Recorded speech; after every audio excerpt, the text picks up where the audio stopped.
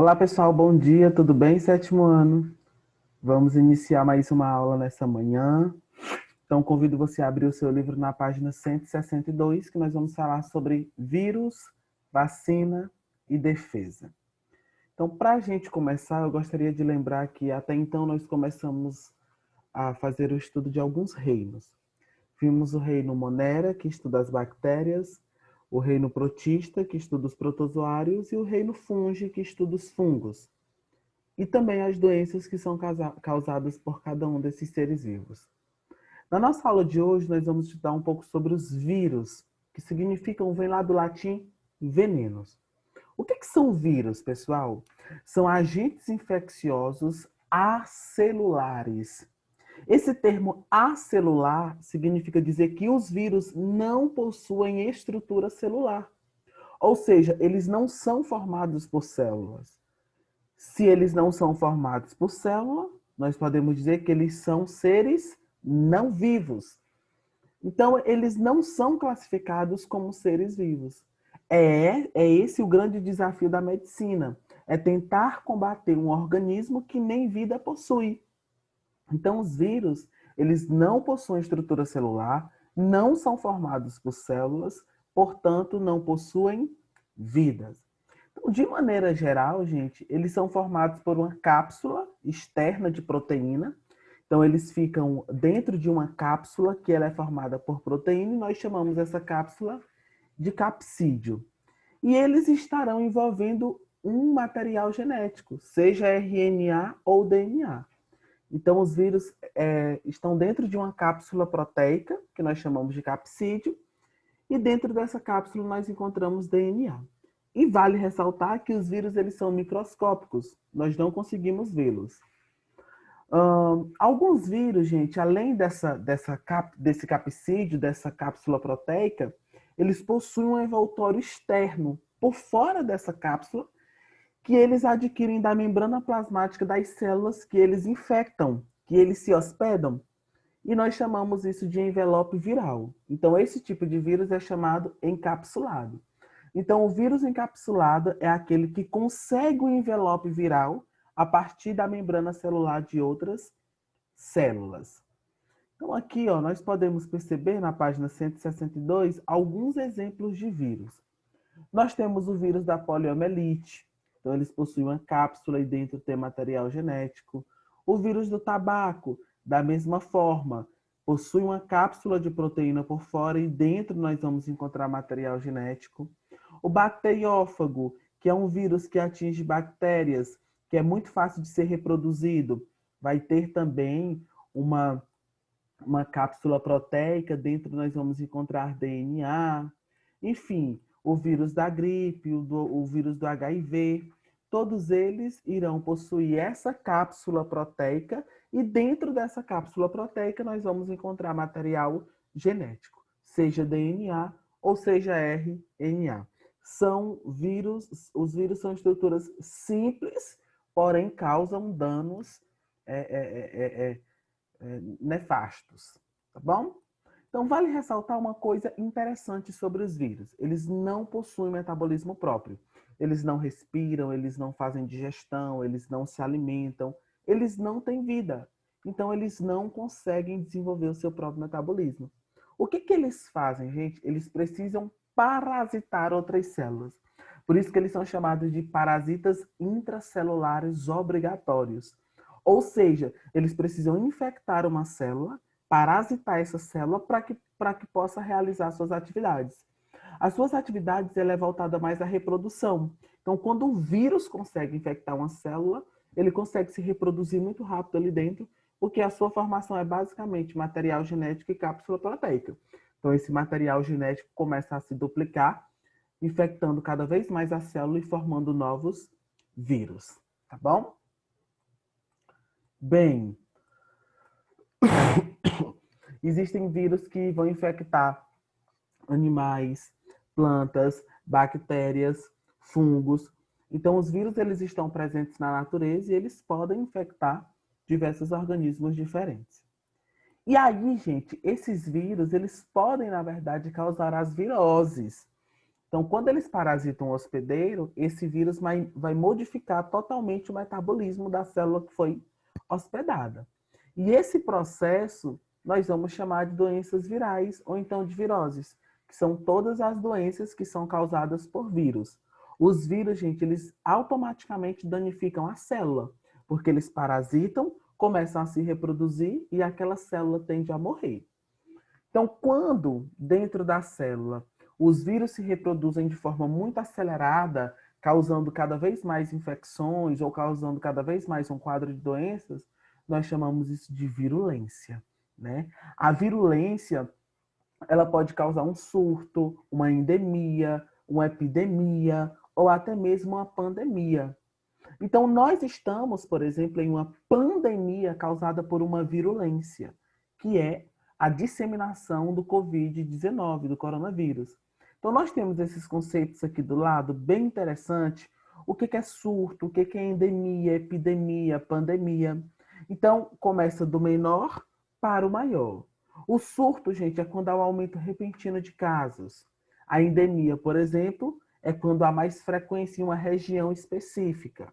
A epidemia ocorre em um país e a pandemia ocorre em vários locais do planeta. Então, nós estamos aí inseridos em uma pandemia. Graças a Deus, estamos vencendo essa pandemia causada por uma virulência, ou seja, a disseminação, a reprodução acelerada de um determinado vírus.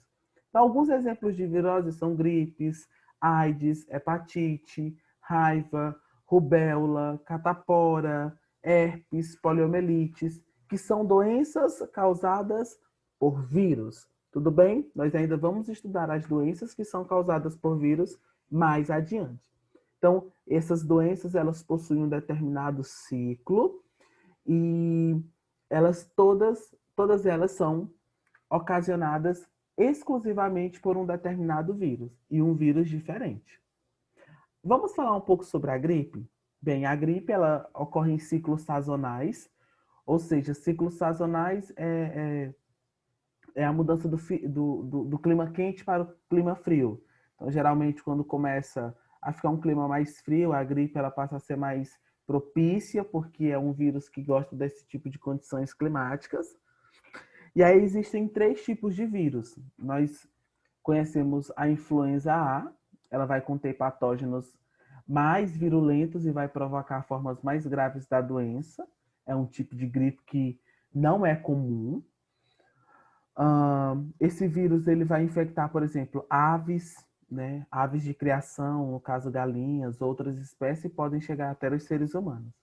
Então, a forma mais variante assim dessa espécie de vírus, ela vai ser denominada serotipos, e um desses serotipos vai ser o H1N1, que é uma febre, aliás, que é uma gripe muito complicada, chamada de gripe espanhola, gripe suína. Então, não existe só um vírus que causa a gripe. Diversos vírus podem causar, na verdade, uma gripe, tá bom?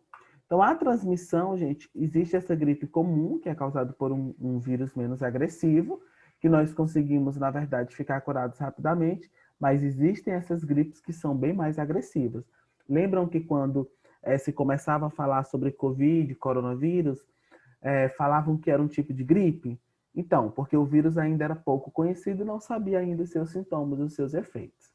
Então, a transmissão desse vírus da gripe é a mesma transmissão do coronavírus, vai ocorrer com contato direto com partículas de saliva, secreções nasais, por meio de tosse, espirro, superfícies contaminadas. Então, nós não conseguimos ver esses vírus e todas essas formas são formas de transmissão do vírus da gripe.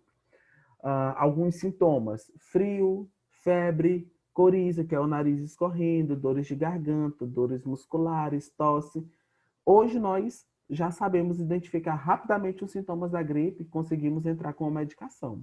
Até porque é um vírus que é comum e que você pode perceber que não acaba. Sempre nós encontramos alguém com gripe. Mas essas gripes, elas podem ser leves ou elas podem ser graves, dependendo principalmente do grau de imunidade de cada pessoa.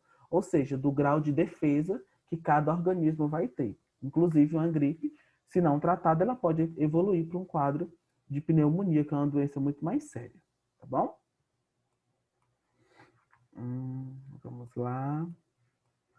Bem, o vírus da gripe ele é altamente mutante, então ele se reproduz muito, muito, muito rápido. E hoje o que nós podemos fazer é tomar a vacina contra a gripe, né? Anualmente, todos os anos nós precisamos tomar essa vacina. E a participação de todos é essencial para essa vacina. Tá? Quando nós tomamos a vacina, nós desenvolvemos anticorpos. Essa vacina, elas são vírus inativos. E aí, as pessoas imunes, elas não gripam, digamos assim, porque elas desenvolvem anticorpos contra esse vírus. Uma outra doença, e essa doença não tem cura, que é causada por vírus, é o HIV, aliás, a AIDS. A AIDS, gente, é a doença e o HIV é o vírus.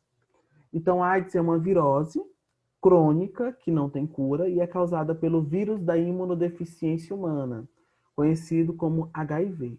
Então, fulano está com HIV, fulano tem AIDS. Qual que é a diferença, professor?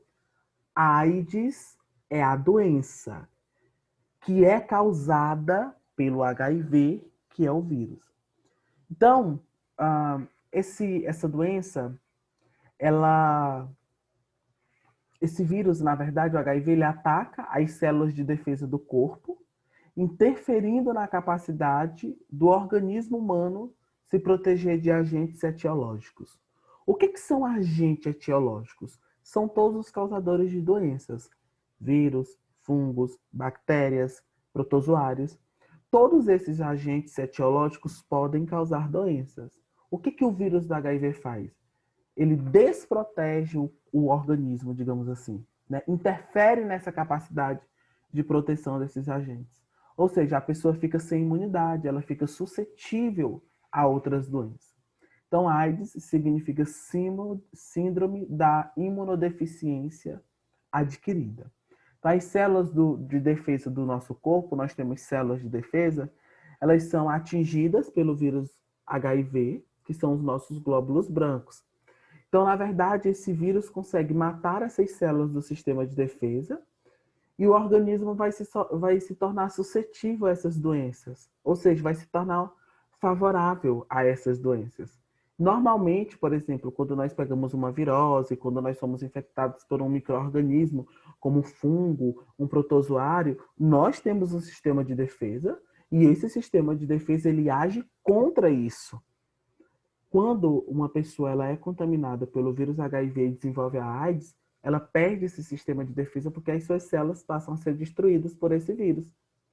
Então, pode levar o indivíduo a óbito, não por causa da AIDS, mas em decorrência dessa doença, que hoje tem tratamento.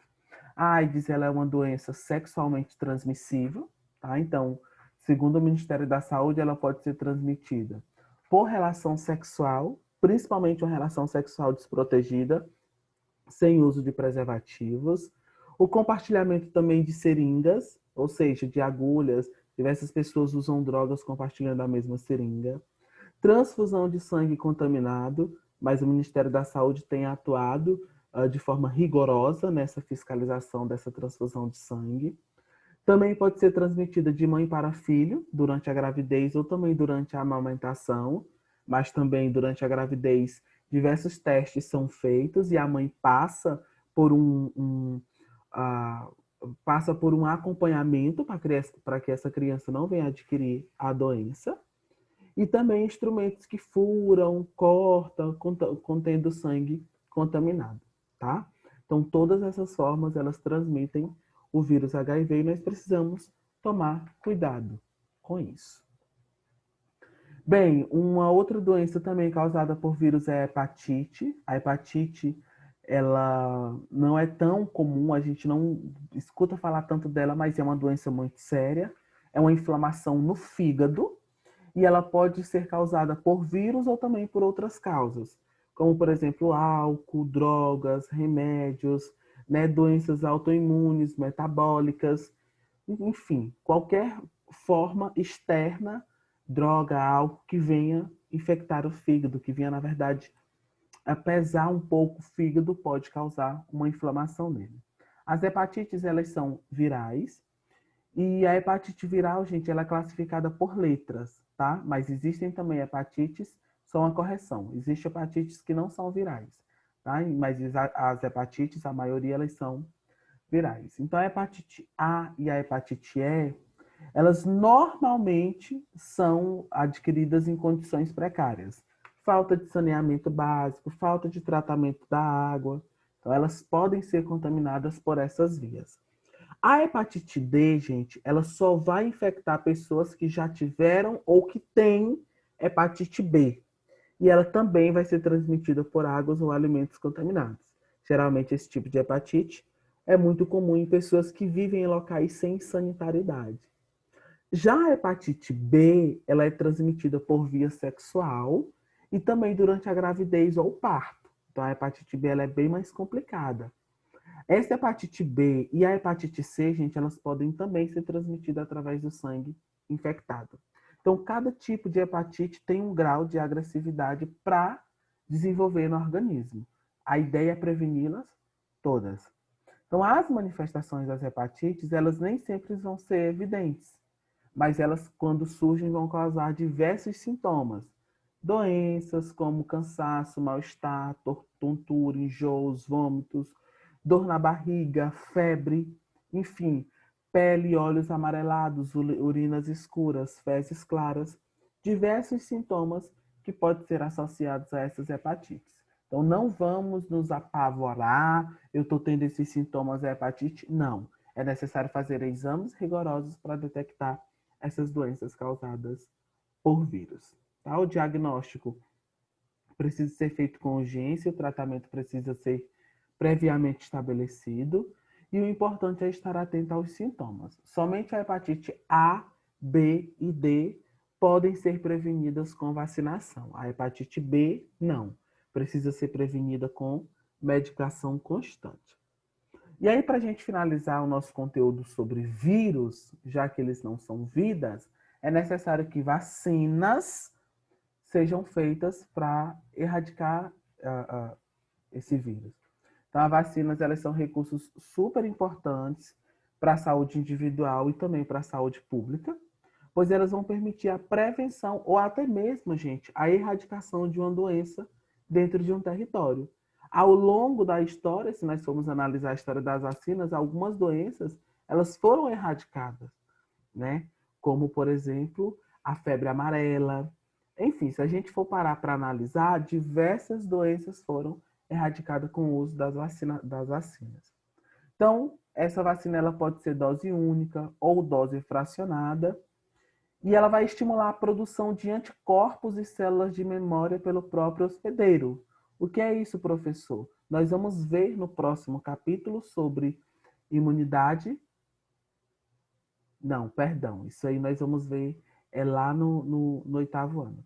Então, deixa eu explicar. A produção de anticorpos e células de memória pelo próprio hospedeiro é uma forma que o nosso organismo tem de identificar que ali é um vírus e que aquele vírus você já possui um anticorpos que veio da vacina.